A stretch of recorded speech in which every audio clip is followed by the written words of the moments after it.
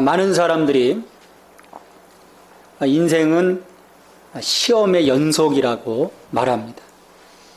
뭔가 좀 평안할 것 같으면 일이 닥쳐오는 거예요. 어떨 때는 쉽게 넘어갈 수도 있는 그런 일들이지만 또 어떨 때는 정말 그 늪에 빠져서 우리를 힘들게 하는 그런 그 기간들도 있습니다.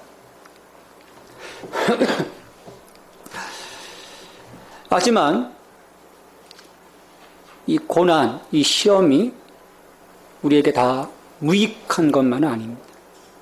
우리가 살아가면서 이러한 그 고난과 시험, 중요한 역할을 합니다. 우리의 그 성숙함을 이루어갈 수 있는 우리의 그 삶의 그 질이 조금 더 업그레이드 될 수 있는 그런 그 역할을 하기 때문입니다. 특별히 우리의 이 믿음의 시험, 우리 믿음의 시험은 우리의 믿음을 그 한계선상에 올려놓습니다. 한계선상에 올려놓고 그것을 넘어서도록 믿음의 시험은 그런 그 역할들을 합니다.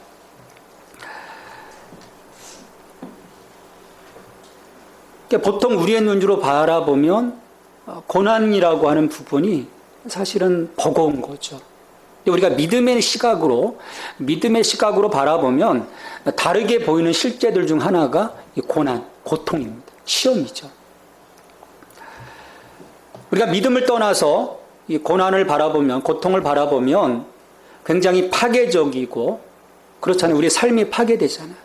내가 지금까지 이루었던 것들이 어느 순간에 다 무너져 버립니다. 파괴적으로 보이죠. 또 무익합니다. 그리고 우리로 하여금 혼란스럽게 만들 때가 있어요. 이게 뭘까? 하지만 믿음은 우리로 하여금 이 고통을 전혀 다른 시각으로 바라보게 합니다. 우리를 연단하는 어떤 그 불의 역할로, 또 우리 굳은 마음을 옥토로 갈아엎는 그런 그 역할들을 하는 것을 우리가 볼 수가 있죠. 유대교 전승에 보면 아브라함이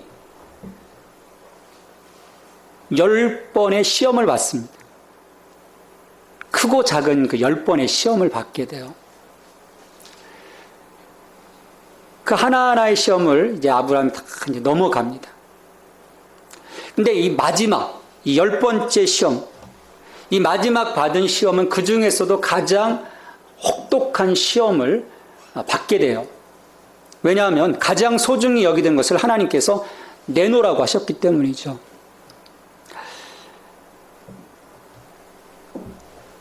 어떻게 아브라함이 믿음의 조상으로 자리매김할 수 있었을까?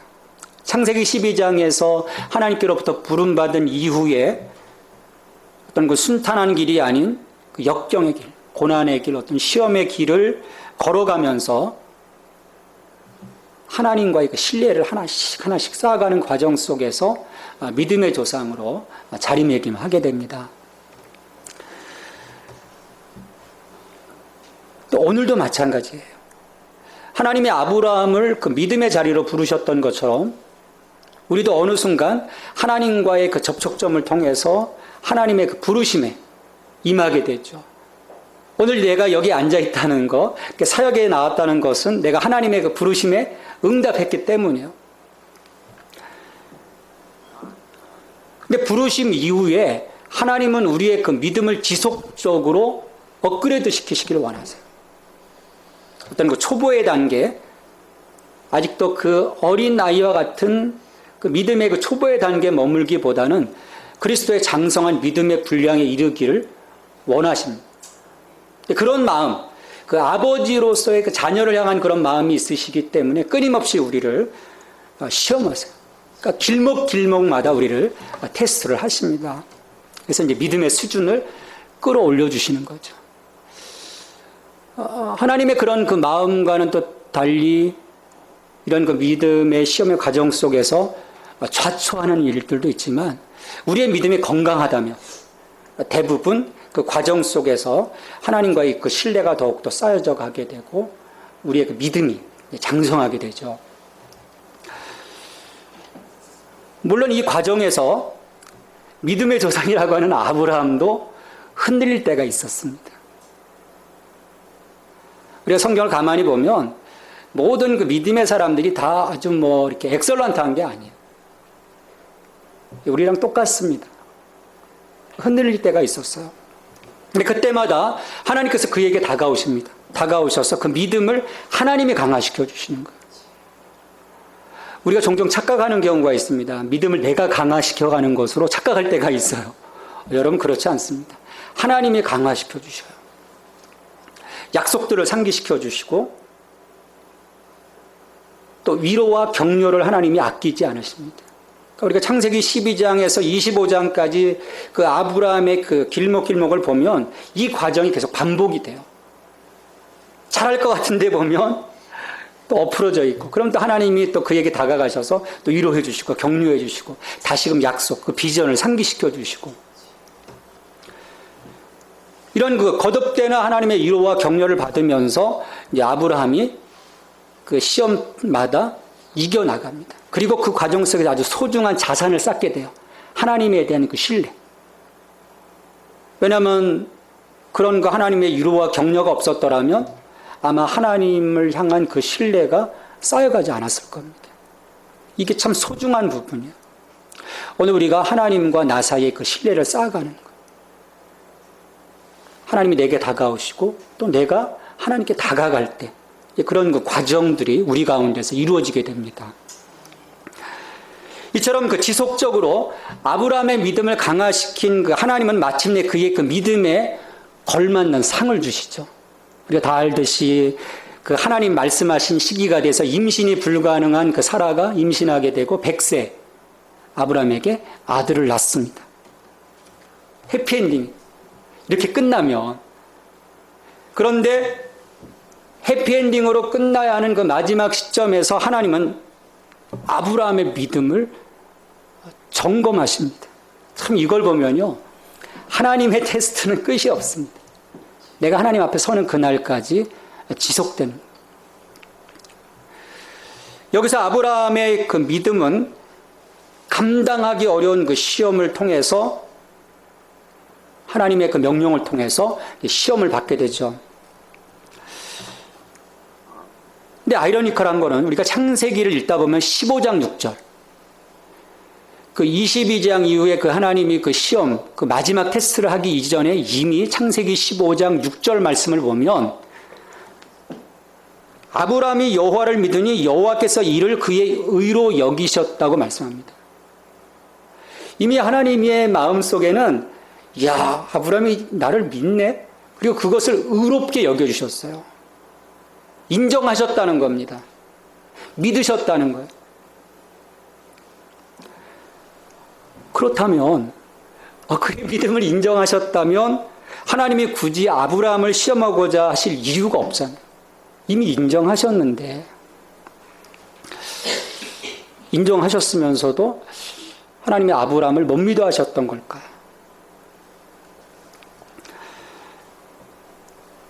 하나님은 생각할 수 있는 이제 최대의 시험으로 아브라함을 시험하셨을 때, 창세기 22장 1절 말씀에 보면 그렇게 시작이 됩니다. 그 일 후에 하나님이 아브라함을 시험하시려고 그를 부르시되. 그 일 후에 지금 뭔가 있었던 거예요. 이 창세기 22장 이전에 21장 말씀에서 어떤 사건들이 있었던 거예요. 그리고 그 일 후에 시험을 하셨다는 것은 뭔가 지금 아브라함에게 문제가 있었던 것이 아닐까 우리가 생각할 수가 있습니다. 근데 그렇지 않아요.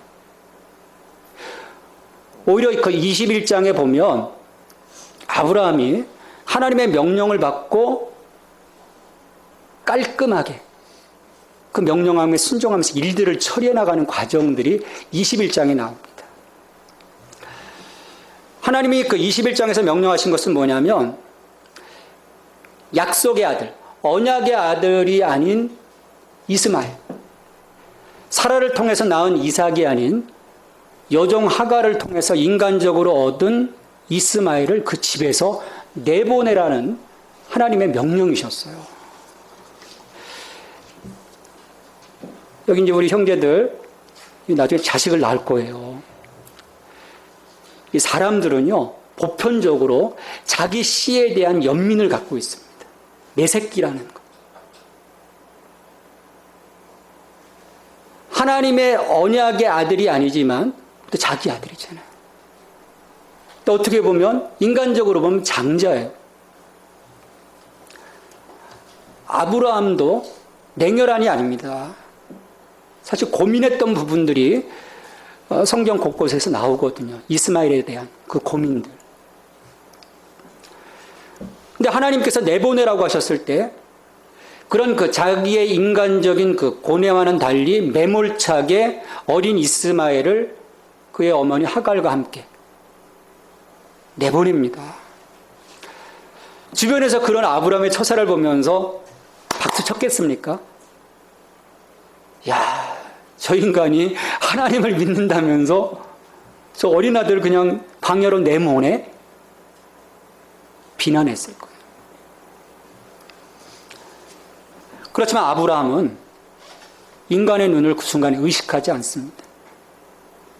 주변에 비난이 있어도 하나님의 말씀에 먼저 순종을 합니다.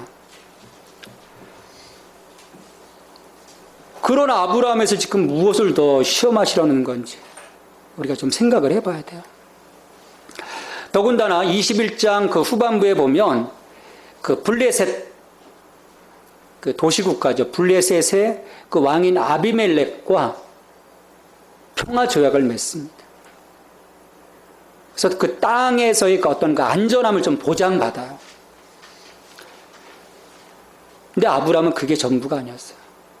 그건 그거고 정말 그의 약속을 이루어 가시고 그 위협의 땅에서 자신을 지켜주실 분은 하나님이라고 하는 그 신앙 고백을 분명하게 합니다. 그래서 창세기 21장 33절에서 보면 아브라함이 그 부엘세바, 그 아비멜렉과 협정 맺었던 그 부엘세바에서 하나의 나무를 심고 거기서 영원하신 여호와의 이름을 부르고 하나님께 예배를 드려요. 그러니까 인간적인 그 평화협정에 의존해서 자기의 안전을 보장받지 않고 나의 안전은 하나님께 있습니다. 내 미래는 하나님께 있습니다라고 하는 고백을 아브라함이 합니다. 그러니까 아브라함의 믿음이 여전히 21장까지 보면 살아있는 거예요. 굉장한 믿음인 거예요. 그러니까 그와 같은 아름다운 믿음을 가진 아브라함에게 하나님은 상식적으로 납득하기 어려운 마지막 시험을 지금 하시는 겁니다.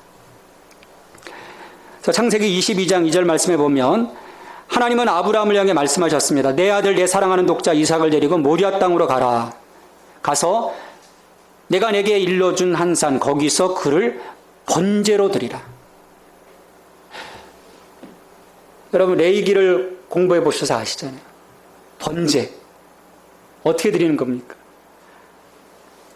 다 각을 떠가지고 포를 떠서 제단에 올려놓고 불태우는 거예요. 번제를 드리라는 거예요. 양도 아닌 아들을.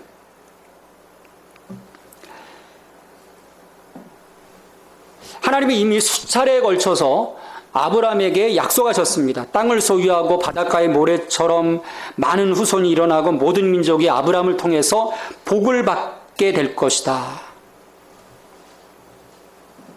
근데 지금 이 모든 약속이 지금 하나님께서 제물로 바치라고 하신 이 이삭을 통해서 성취될 것인데 이게 뭔가 맞지 않잖아요.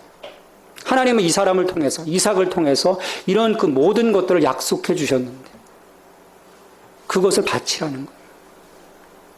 하나님의 명령이 하나님 약속과 배치되고 있습니다.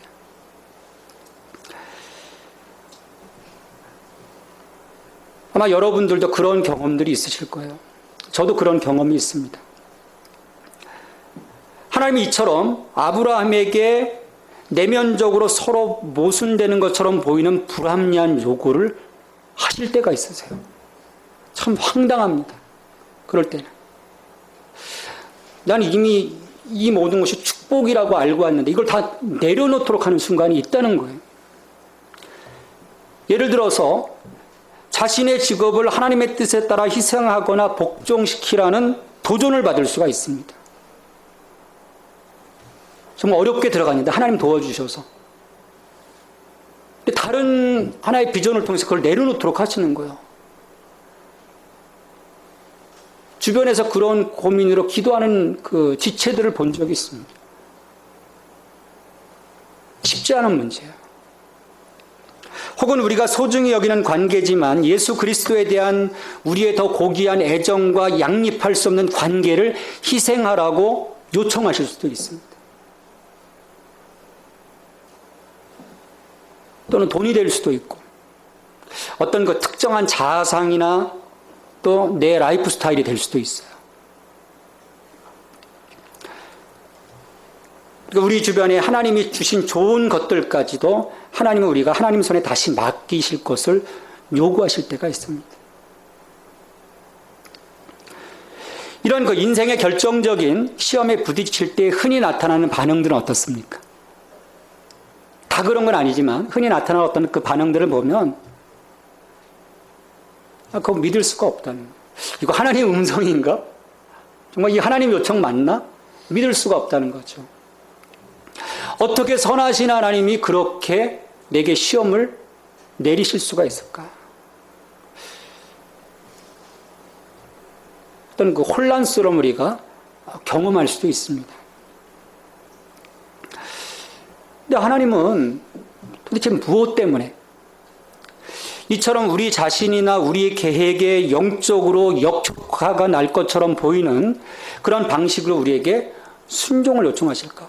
좀 합리적이고 우리가 수용할 수 있는 방법들로 하나님 말씀하시면 알겠습니다 하나님, 예스. 그냥 쉽게 되잖아요. 근데 우리의 생각, 우리의 상식으로서는 도저히 납득할 수 없는, 오히려 우리를 영적으로 힘들게 할 수 있는 그런 방식으로 우리에게 말씀하신다는 거예요. 근데 물론 매번 그런 건 아니에요. 그러면 잘못하면 우리 다 쓰러지잖아요. 정말 하나님 필요하실 때, 정말 그 나의 그 삶을 극대화시키고자 하실 때 하나님이 그런 극단적인 방법도 우리에게 취하신다는 거예요.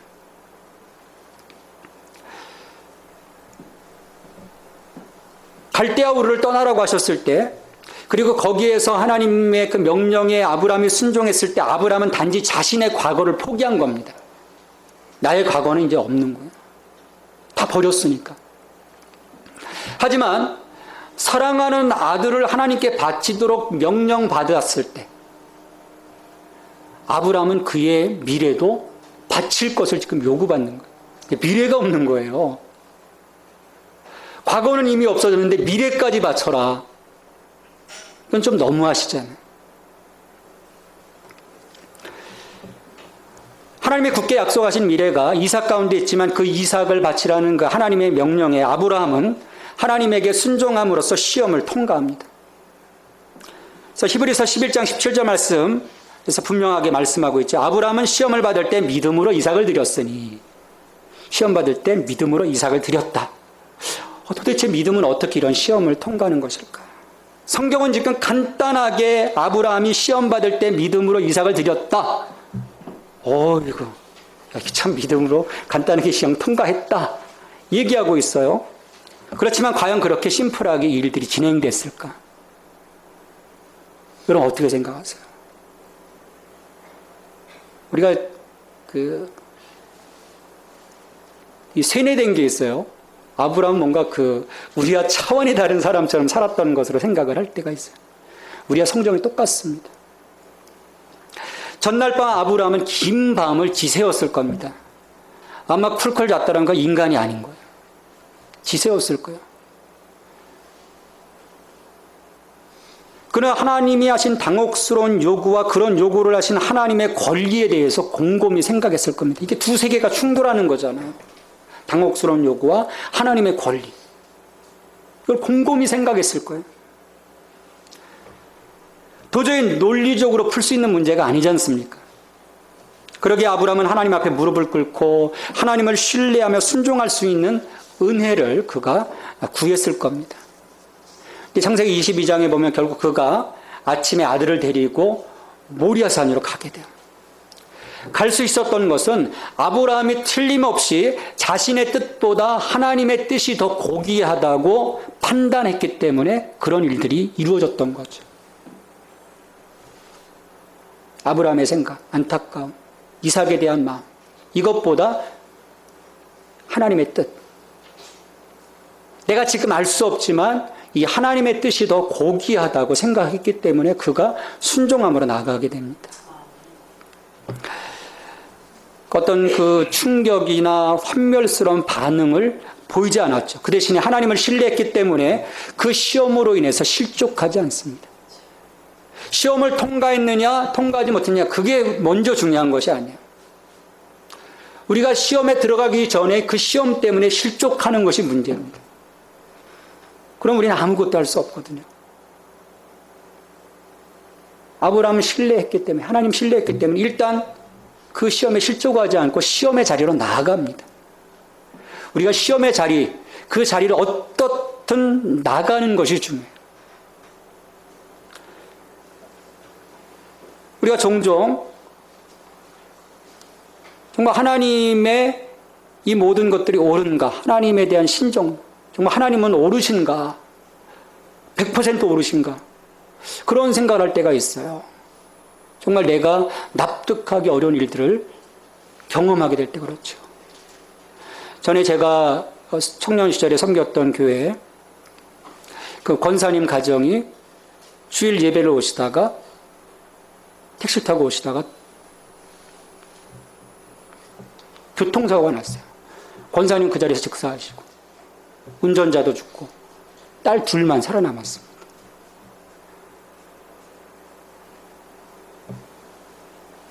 이해하기가 힘든 거예요. 하나님 지금 예배하러 오는데 왜 이런 일들이 벌어집니까? 하나님 도대체 뭡니까? 성탄절날 전야에 그 예배를 마치고 반포대교를 건너다가 뺑소니 차에 의해서 반포대교 잠수교죠. 차가 추락해서 네 식구가 다 몰살을 했습니다. 딸 하나만 그날 다른 데 갔다 살아남았어요. 그 딸 지금까지 하나님 이게 뭡니까? 신앙을 떠나 있거든요. 그런 그 불합리함 속에서 하나님 그런 그 잘못된 일들을 어떻게 하실 수 있으십니까? 질문을 우리가 던져본다면 여러분 답을 얻을 수 있을까요? 여기에 납득할 만한 해답이 없습니다. 왜냐하면 하나님을 판단하려는 우리의 의문에 하나님은 결코 답하지 않으시기 때문이에요. 욥기를 읽어보면 분명히 알 수 있습니다. 욥이 어려운 처지에 있을 때 욥의 아내는 야, 너 하나님 저주하고 죽어버려라 얘기를 합니다. 친구들도 와서 위로와 격려보다는 너 지금 뭔가 잘못됐기 때문에. 그때 이 욥이 안타까운 심정으로 하나님과 대면해서 하나님과 대화하는 과정이 나옵니다. 근데 하나님은 결코 납득할 만한 대답을 안 주세요. 왜 이런 일들이 벌어졌는지. 우리가 해답을 어떻게 찾느냐 하면 그 해답은 참되신 하나님 앞에 무릎을 꿇을 때야야 이 아브라함 같은 이 시험의 문제들에서 만족할 만한 답을 얻고 그 답을 받아들일 수 있게 됩니다. 내가 무릎 꿇으면요 보이기 시작하는, 내가 죽으면 보이기 시작하는데 내가 내려놓지 못하기 때문에 그 답이 보이지 않습니다. 믿음은 우리 자신의 그 한계를 넘어서도록 하는 힘입니다. 그렇게 어떤 시험 앞에서도 우리 자신을 내려놓지 않으면 그 길은 보이지 않아요. 하나님의 요구에 순종한 아브라함은 약속하신 이가 분명 하나님이시기에 그 길이 분명 하나님을 통해서 열려질 것을 확신하고 그 시험의 자리로 나갔던 겁니다. 하나님이 열어주셨는데 하나님이 닫으시겠는가? 뭔가 하나님의 방법이 있겠지.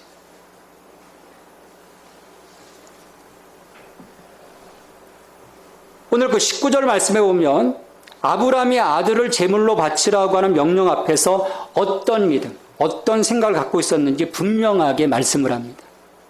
19절 말씀 보시면 그가 하나님이 능히 이삭을 죽은 자 가운데서 다시 살릴 줄로 생각한지라.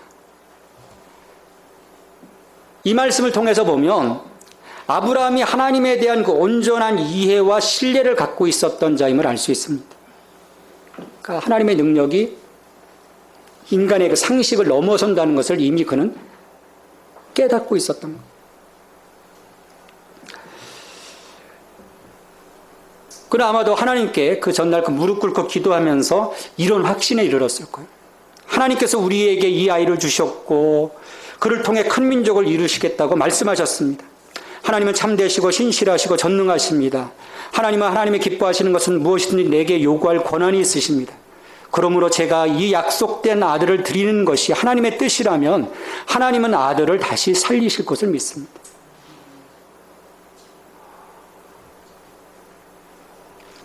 그러니까 아브라함은 만일 이삭이 희생제물로 죽는다면 하나님이 당신의 그 궁극적인 목적을 이루기 위해 아들을 죽은 자 가운데서 다시 살리실 것을 믿었던 거예요. 그가 자신의 한계를 내려놓고 기도하기 시작했을 때, 하나님을 신뢰하기 시작했을 때 그런 믿음을 하나님이 계시해 주시는 거예요. 갑자기 알았겠습니까? 지금까지 부활에 대한 것들 보여주신 적이 없네요. 갑자기 알았겠습니까? 하나님이 그에게 계시해 주신 것이죠. 믿음 가운데. 그러니까 우리가 무릎 꿇고 기도하면 하나님 보여주십니다. 하나님 들려주시고 우리 한계를 뛰어넘도록 하나님이 도와주시는 거예요. 그와 함께 이 창세기 22장 8절에서도 그 전에 그 이삭이 물어요. 아버지 재물은 어디 있습니까? 이상하잖아요. 보통 재물은 집에서부터 가져가는데 바칠 어린 양이 없단 말이에요. 그러니까 이삭이 묻는 거예요. 하나님께 바칠 어린 양이 어디 있습니까, 아버지? 그때 대답하기를, 아들아, 번제할 어린 양은 하나님이 자기를 위하여 친히 준비하시리라. 이 말 속에 아브라함의 믿음이 잘 드러납니다. 이미 그 부활에 대한 믿음, 하나님이 살려주시겠지. 또 그와 동시에 하나님께서 뭔가 준비하시겠지. 여호와 이레의 하나님, 준비하신 하나님. 그러니까 우리의 길이 열려지는 순간이 어디냐면 내가 하나님을 신뢰하고 그냥 앉아버렸을 때, 주저앉았을 때, 다 내려놓았을 때, 그러면 하나님이 그때부터 준비해 주시죠. 우리는 내 힘을 갖고 뭔가 해보려고 할 때가 많습니다. 근데 내가 죽는 그 순간에 하나님은 움직이기 시작하세요. 그리고 보여주십니다. 아브라함은 그것들을 받은 거예요. 아브라함 믿음으로 인해 이삭을 잃을 수 있다는 불안감에 신음하면서 하나님의 약속을 포기하거나 저버리지 않았습니다. 도리어 믿음은 아브라함에게 그 일에 대해서 하나님의 그 책임지시는 하나님의 신실하심과 또 죽은 자의 부활을 깨닫게 해주심으로써 그의 믿음을 한 단계 상승시켜 주셨어요. 그렇기 때문에 이 시험은 단지 아브라함이 얼마나 강인한 사람이었는가를 측정할 목적으로 행해진 시험이 아닙니다. 하나님이 우리를 시험하실 때 얘 얼마나 좀 센가 그걸 시험하신다는 게 아니에요. 만일 이 사건이 인간적인 방법으로 행해졌다면 결과는 불보듯 뻔합니다. 죽음과 돌이킬 수 없는 파멸과 모든 희망의 붕괴가 일어났을 거예요. 하지만 아브라함은 다른 방법, 믿음으로 시험을 받습니다. 믿음은 11장 1절에서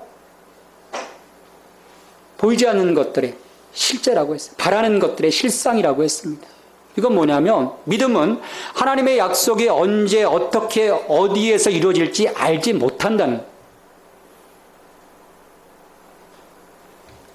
그러나 믿음은 하나님이 반드시 그 약속을 지키시려는 확신 속에서 흔들림이 없게 하는 힘입니다. 자, 하나님의 약속은요, 막연할 때가 참 많습니다. 저 이단들처럼 몇 월, 며칠, 몇 시에 뭔가 확실하잖아요. 그러니까 이단에 가는 것 같다. 막 전재산 바치는 거 막 그런 걸 보여주니까. 근데 그 날짜 가면 아무것도 없거든요. 다 망하는 거죠.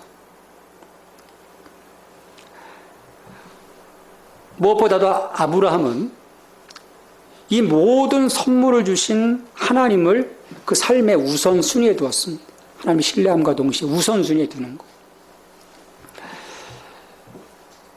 그러니까 하나님은 이런 그 방법을 통해서 우리의 믿음을 시험하십니다. 우리의 마음이 이런 그 시험의 과정을 통해서 우리의 마음이 본질적으로 빠지기 쉬운 우상숭배로부터 우리를 보호하실 목적으로 우리를 시험하시는 겁니다.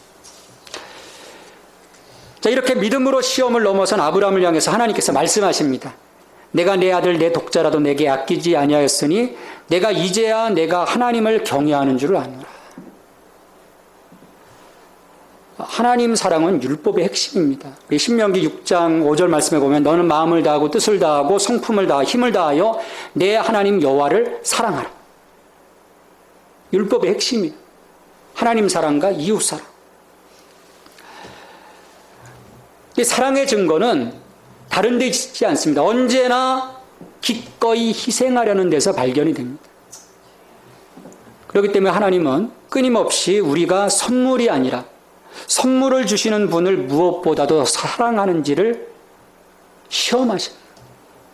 선물보다 정말 선물을 주시는 하나님을 사랑하는지. 근데 언제나 문제는요, 우리가 기꺼이 하나님을 가장 중요시하는지, 참으로 기꺼이 하나님을 전부로 여기는지에 있는 겁니다. 그렇지 못해서 우리가 참 문제인 거예요. 이처럼 아들을 내려놓은 이 아브라함의 마음을 확인하신 하나님은 이 사건 이후 그에게 다시금 약속을 재확인해 주십니다. 너로 하여금 복을 주고 내 씨가 번성케 해주고 천하만민이 복을 받을 것이다. 이는 내가 나의 말을 준행하였음이니라. 저는 이 말씀을 읽으면서 아니 이 약속은 이미 12장 부르실 때 하나님이 주신 거 아니에요. 이미 주셨잖아요. 이렇게 해주시겠다고. 그리고 거듭거듭 이 약속을 해주셨는데 마지막 시험을 통과하면서도 또 이 말씀을 해주시는 거예요. 굳이 이런 시험 없이도 신실하신 하나님께서 그 약속을 지키실 건데 왜 하나님이 이렇게 하실까? 여기 또 시험의 목적이 있습니다. 지금 창세기 12장 1절로부터 3절까지 그리고 그 과정 속에서 계속해서 하나님이 약속하신 이 약속들, 이것은 누구 안에서 이루어질 수 있는 미래입니까? 하나님 안에서 이루어질 수 있는 미래예요. 아브라함 스스로가 만들어갈 수 있는 미래, 그 약속이 아닙니다. 그러게 하나님은 아브라함의 마음이 어디에 있는지를 보고 싶으셨던 거예요.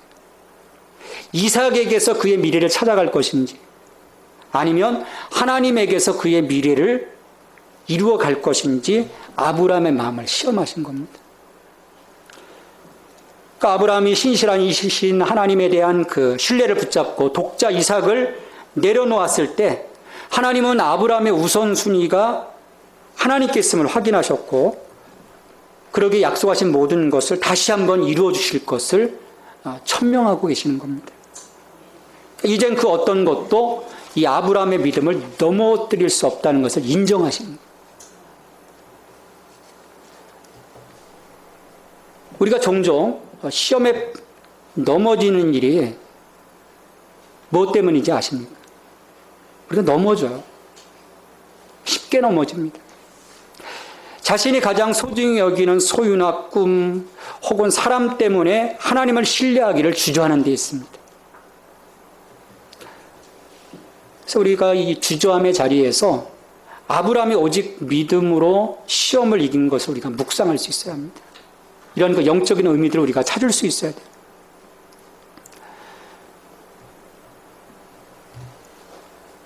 그 미래를 주신 그 하나님 때문에 자기가 붙잡고 있던 것을 내려놨을 때 아브라함은 모든 것을 다 얻을 수가 있었습니다. 오늘도 하나님의 약속은 변함이 없습니다. 그러나 주신 것에 내가 얽매여 있을 때, 그래서 내가 하나님을 바라보지 못할 땐 그것들을 오히려 상실할 수 있는 거죠. 이 아브라함의 시험의 이야기는 아브라함의 수준 높은 믿음을 칭송하고 그것에 집착하도록 하는데 목적이 있지 않습니다. 야, 아브라함 참 훌륭하다. 야, 우리가 본받아야 할 믿음이다. 그게 아닙니다. 하나님의 구속사역을 감당할 사람들이 갖춰야 할 소망으로서 순종과 믿음의 자세를 하나님께서 늘 요구하시고, 또 성경은 그러한 요구에 부응하여 사람들이 어떻게 변화되어 가는가를 주시해서 묘사하고 있는 거예요. 어느 한순간에 이루어진 것이 아니라는 거예요. 과정에서 하나님과의 신뢰 쌓기를 이루어 갔을 때 이 마지막 결정적인 시험에서 이길 수 있다는 것입니다. 그 신뢰가 없을 때는요, 마지막 결정 대우리는 와르르 무너지고 말 것입니다. 아브라함은 바로 하나님의 구속사역을 이루기 위한 도구로서 믿음으로 하나님을 신뢰함으로 이것을 감당했습니다. 아브라함의 이와 같은 그 믿음의 과정 때문에 오늘 하나님의 구속사역이 예수 그리스도를 통해서 완성되게 되었어요. 우리 또한 우리의 믿음으로 하나님의 구속사역을 위한 도구로서 사명을 감당할 수 있는 그 성숙함을 이루어갈 때 하나님께서 우리의 하나님 되시기를 기뻐하실 겁니다. 그리고 우리의 미래를 하나님께서 열어주실 거예요. 그러기에 오늘 내게 닥친 어려운 시험이 있다면 우리가 기뻐해야 할 것입니다. 감사하고 하나님 말씀에 순종함으로써 그 시험 하나하나를 우리가 넘어서야 될 것입니다. 베드로전서 1장 6절 7절에서 베드로를 통해서 하나님은 우리에게 말씀하십니다. 베드로전서 1장 6절로 7절 말씀입니다. 그러므로 너희가 이제 여러 가지 시험으로 말미암아 잠깐 근심하게 되지 않을 수 없으나 오히려 크게 기뻐하도다. 너희 믿음의 확실함은 불로 연단하여도 없어질 금보다 더 귀하여 예수 그리스도께서 나타나실 때 칭찬과 영광과 존귀를 얻게 할 것이니라. 오늘 이 땅에서의 미래뿐만 아니라 하나님 나라에서의 칭찬과 영광과 존귀를 하나님이 우리에게 담보해 주시겠다고 말씀을 하십니다. 우리를 시험하시는 그 하나님 앞에 믿음으로 승리하는 여러분이 되기를 바랍니다. 하나님 아버지 감사합니다. 오늘도 저희들의 믿음을 견고하게 하시고 그 하나님의 약속을 붙잡고 하나님 안에서 우리의 삶을 이루어가게 하시니 감사를 드립니다. 우리에게 주신 많은 이 축복의 현장에서 우리의 마음이 갈래갈래 찢기어 이 세상에 빼앗기기보다는 온전히 이 모든 것 주신 하나님을 바라보고 살아갈 수 있도록 아브라함과 같은 믿음을 저희들에게 허락하여 주시옵소서. 그 모든 길목길목마다 내게 다가오셔서 위로하고 격려해 주시는 하나님을 인격적으로 만나게 하시고 그분과의 그 신뢰를 더욱더 돈독하게 쌓아감을 통하여서 매 순간순간 어렵고 힘든 그 시기 때마다 오직 이기며 나갈 수 있는 결코 뒤로 물러서지 않는 믿음의 사람들이 될 수 있도록 축복하여 주시옵소서. 이 모든 간구를 예수님의 이름으로 기도하옵나이다. 아멘.